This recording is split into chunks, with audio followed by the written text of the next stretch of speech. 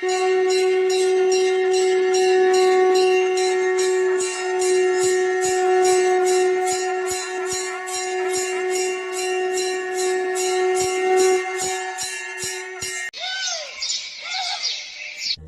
हरिमोहन हनुमान जी के बहुत बड़े भक्त थे। वे कई वर्षों से हनुमान जी की पूजा भक्ति करते आ रहे थे। रोजाना सुबह तड़के उठकर वो हनुमान जी के मंदिर जाते और वहाँ मंदिर की सारी साफ सफाई करने के पश्चात उनकी पूजा आरती करते। मंदिर के पुजारी भी हरिमोहन की सेवा को देखकर बहुत खुश होते थे और सदैव उनकी प्रशंसा करते थे।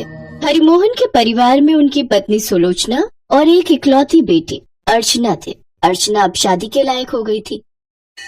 हरिमोहन जी, आप इतने अमीर सेठ हैं, परंतु आप में इस बात का जरा सा भी घमंड नहीं। मैं कई वर्षों से रोजाना आपको हनुमान जी के मंदिर में सेवा करते देख रहा हूँ। मुझे आपको देखकर बहुत प्रसन्नता होती है और मैंने ये भी देखा है कि आप बहुत ही दयालु स्वभाव के हैं। आप मंदिर में अक्सर ही भंडारों का आयोजन करते रहते हैं, लोगों में दान पुण्य भी करते हैं। आपका ये उदार चरित्र सचमुच सभी के लिए बहुत प्रेरणादायी है। पंडित जी, मैं तो जो भी करता हूँ सब अपने बजरंग बली के लिए करता हूँ। उनकी जैसी इच्छा होती है वैसे ही मेरे द्वारा कार्य होते हैं। मैं तो बस यही जानता हूँ कि मैं बस उनका नाम लेता हूँ और कार्य पूर्ण हो जाता है। सही कहा। वैसे बिटिया की शादी कब कर रहे हैं? पंडित जी, बस अच्छा रिश्ता ढूंढ रहे हैं। जब हनुमान जी चाहेंगे तो वो कार्य भी पूर्ण हो जाएगा। हरिमोहन को विश्वास था कि हमेशा ही हनुमान जी ने उनकी मदद की है, क्योंकि जब उनकी कोई संतान नहीं थी तब हनुमान जी के आशीर्वाद से ही उनकी बेटी अर्चना का जन्म हुआ था। कुछ दिनों बाद अर्चना के लिए बहुत अच्छा रिश्ता मिल गया। हरिमोहन और उनकी पत्नी सुलोचना बहुत खुश थे, पर अचानक हरिमोहन को हार्ट अटैक आ गया, जिस वजह से ही हरिमोहन को अस्पताल में भर्ती कराया जाता है। हरिमोहन की जान को खतरा था। सभी डॉक्टर जवाब दे चुके थे। 2 दिन बाद शादी थी और इधर हरिमोहन हॉस्पिटल में जिंदगी की आखिरी सांसें गिन रहे थे। डॉक्टर साहब, मेरे पति को बचा लीजिए, उनके सिवा हमारे इस दुनिया में कोई भी नहीं। डॉक्टर साहब, प्लीज मेरे पापा को बचा लीजिए। प्लीज डॉक्टर साहब, आप शहर के बड़े से बड़े डॉक्टर को बुला लीजिए ताकि वो मेरे पापा को देख सके। हमने और भी सभी डॉक्टर्स से इस बारे में बात की है, पर आपके पापा की तबीयत में कोई सुधार नहीं है। सब डॉक्टर हिम्मत हार चुके हैं। अब तो बस भगवान ही कुछ कर सकते हैं। अगर डॉक्टर गुप्ता का फोन मिल जाता है तो हम उन्हें अर्जेंट बुला लेंगे। आप भगवान से प्रार्थना कीजिए कि डॉक्टर गुप्ता हरिमोहन जी के ऑपरेशन के लिए आ जाएं। डॉक्टर गुप्ता जाने माने हार्ट सर्जन हैं और उनका कोई भी ऑपरेशन नाकामयाब नहीं रहा। सुलोचना और अर्चना हनुमान जी से प्रार्थना करती हैं। उधर हनुमान जी हरिमोहन की इस हालत को देखकर बहुत चिंतित थे। क्या हुआ हनुमान? आज तुम बहुत चिंतित दिखाई दे रहे हो। प्रभु, मेरे भक्त हरिमोहन पर कठिन संकट आने वाला है। हरिमोहन के भाग्य में कन्या दान करना नहीं लिखा, क्योंकि अपनी पुत्री के विवाह से पहले ही हरिमोहन के भाग्य में मृत्यु योग लिखा है। मैं हरिमोहन की मृत्यु को टालना चाहता हूँ, क्योंकि वो मेरा परम भक्त है और वो मुझ पर पूर्ण विश्वास रखता है। फिर तो तुम्हें अपने भक्त की रक्षा करनी चाहिए। हनुमान, भक्त तुम्हें संकट मोचक कहकर पुकारते हैं, तुम पर पूर्ण विश्वास रखते हैं, इसलिए तुम्हें अवश्य ही अपने भक्त के संकट को दूर करना चाहिए। जाओ हनुमान, अपने भक्त की रक्षा करो।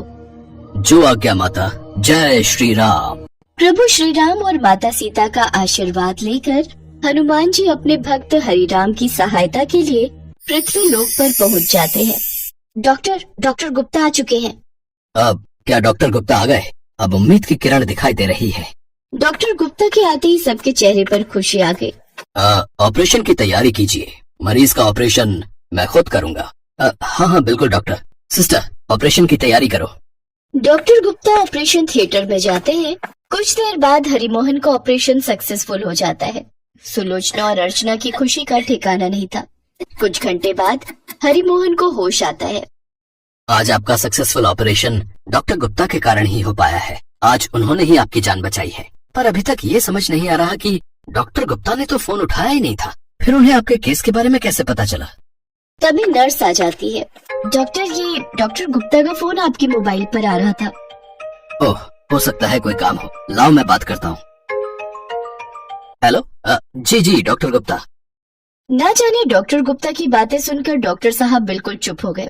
क्या हुआ डॉक्टर साहब, कोई चिंता की बात तो नहीं है ना?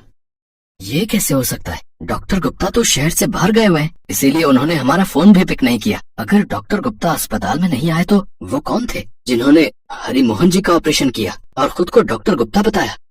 वो मेरे बजरंग बली थे, मेरे हनुमान जी। डॉक्टर साहब, आज मुझे ऐसा लग रहा है मानो हनुमान जी मुझे दूसरा जन्म देकर गए हो। आप ठीक कह रहे हैं हरि मोहन जी। अब तो हमें भी मानना पड़ेगा कि सचमुच भगवान अपने भक्त की पुकार सुनकर जरूर आते हैं। और आज देख भी लिया, जब हम डॉक्टर भी हर तरफ से आस छोड़ देते हैं तो हम भी यही कहते हैं कि भगवान ही कोई करिश्मा कर सकते हैं। और हनुमान जी ने करिश्मा कर दिया, उन्होंने खुद आपका ऑपरेशन किया। अब खूब धूमधाम से अपनी बेटी की शादी कीजिए हरि मोहन जी, अब आप खतरे से बिल्कुल बाहर हैं। हरि मोहन, सुलोचना, अर्चना सबकी आंखों में खुशी के आंसू थे। सब हनुमान जी को धन्यवाद कहते हैं। हरि मोहन और सुलोचना धूमधाम से अपनी बेटी अर्चना की शादी करते हैं। सही कहा गया है, भगवान तो भक्त के वश में होते हैं। उनकी भक्ति में इतनी शक्ति होती है कि वो भाग्य की लकीरें पलट देते हैं। वे भक्त को किसी भी संकट से बाहर निकाल देते हैं। इसीलिए तो कहते हैं कि ईश्वर की भक्ति में श्रद्धा और विश्वास का होना बहुत जरूरी है। ओडिशा शहर के छोटे से गांव में माधव दास जी रहते थे। माधव दास जी अकेले रहते थे और भगवान जगन्नाथ जी के भजन किया करते थे। और वो हर रोज भगवान जगन्नाथ जी के मंदिर में दर्शन के लिए जाया करते थे। वो सिर्फ जगन्नाथ जी की भक्ति में ही मस्त रहते थे। उन्हें सांसारिक जीवन से कोई मोह माया नहीं थी।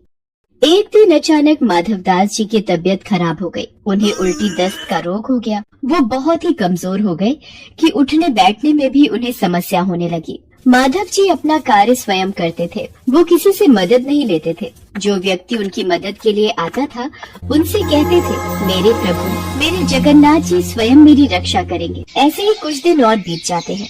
माधव जी की तबीयत और खराब हो जाती है। अब तो वो मलमूत्र भी बिस्तर पर त्याग देते थे, परंतु उन्होंने अपनी भक्ति और आस्था जगन्नाथ जी पर से नहीं छोड़ी। इतना बीमार होने के बाद भी वो नियम से जगन्नाथ जी की आराधना किया करते थे। यही दूसरी ओर जगन्नाथ जी अपने भक्त की उन पर आस्था देखकर अत्यंत खुश थे। तभी बलदेव जी जगन्नाथ जी से कहते हैं, हे प्रभु, आपका प्रिय भक्त इतना कष्ट में है, आप उसे दूर क्यों नहीं करते? उसके पूर्व जन्म के कष्ट हैं जो उसे भोगने ही होंगे, पर उसने मेरी इतनी भक्ति की है, इस कारण मैं पृथ्वी लोक पर जाकर उसकी देखभाल करूंगा। तब स्वयं जगन्नाथ जी सेवक के रूप में माधव जी के पास उनकी सेवा करने के लिए जाते हैं। वो माधव जी की बहुत सेवा करते हैं और उनके गंदे वस्त्र भी भगवान जगन्नाथ जी अपने हाथों से स्वयं साफ किया करते थे और उन्हें स्नान भी कराया करते थे। भगवान जगन्नाथ जी की सेवा से जब माधव दास जी स्वस्थ हुए और उन्हें होश आया, तब भगवान जगन्नाथ जी को उनकी सेवा करते देख वो तुरंत पहचान गए, ये मेरे प्रभु ही हैं। देखो माधव, मुझसे भक्तों का कष्ट सहा नहीं जाता, इसी कारण मैं तुम्हारी सेवा करने के लिए स्वयं आया हूँ। और जो पूर्व जन्म के कष्ट तुम्हारे भाग्य में लिखे हुए हैं, वो तो तुम्हें भोगने ही पड़ेंगे। अगर उस कष्ट को इस जन्म में नहीं भोगोगे, तो तुम्हें फिर से एक और जन्म लेकर कष्ट भोगना पड़ेगा। मैं नहीं चाहता था कि मेरे भक्त को उसके पूर्व जन्म के कष्टों के कारण अगला जन्म फिर लेना पड़े। इसलिए माधव, मैंने तुम्हारी सेवा की। अगर फिर भी तुम कह रहे हो तो मैं अपने भक्त की बात नहीं टाल सकता। अब भी तुम्हारा ये रोग 15 दिन का और शेष है, इसलिए वो 15 दिन का रोग वो मैं ले लेता हूँ। 15 दिन का वो रोग जगन्नाथ प्रभु ने माधव दास से ले लिया। तब से भगवान जगन्नाथ जी 15 दिन के लिए बीमार रहते हैं। तब से आज तक हर वर्ष से यही चलता आ रहा है। ज्येष्ठ पूर्णिमा को भगवान जगन्नाथ जी को ठंडे जल से स्नान कराया जाता है। इस स्नान के बाद भगवान को बुखार आ जाता है। 15 दिनों तक भगवान जगन्नाथ जी को एकांत में एक विशेष कक्ष में रखा जाता है। जहाँ केवल उनके वेधा और निजी सेवक ही उनके दर्शन कर सकते हैं। इस दौरान भगवान जगन्नाथ जी को फल के रस, औषधि एवं दलिये का भोग लगाया जाता है और रोग मुक्त करने के लिए उन्हें काढ़ा भी पिलाया जाता है।